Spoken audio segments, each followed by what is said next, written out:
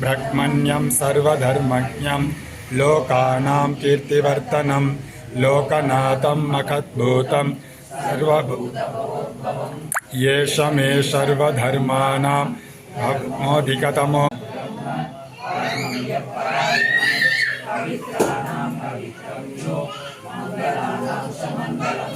दैवतं देवतानां च भूतानां यो वियप्पितः यतः सर्वाणि भूतानि भवन्त्याति युकाकमे यस्मिन् स प्रलयं यान्ति पुनरेव युगक्षये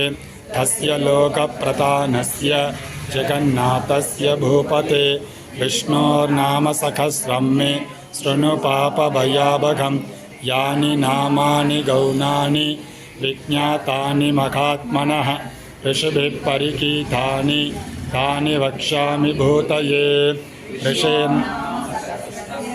वेदव्यासो भगवान् ननुष्टुप्तता देवो भगवान् देवकीसुतः अमृतांसूद्भवो बीजं शक्तिर्देवकीनन्दनः दृशामा हृदयं तस्य शान्त्यर्थे विनियुक्षते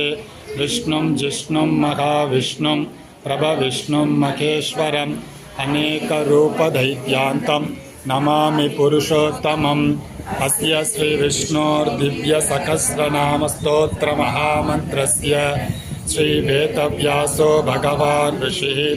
अनुष्टुप्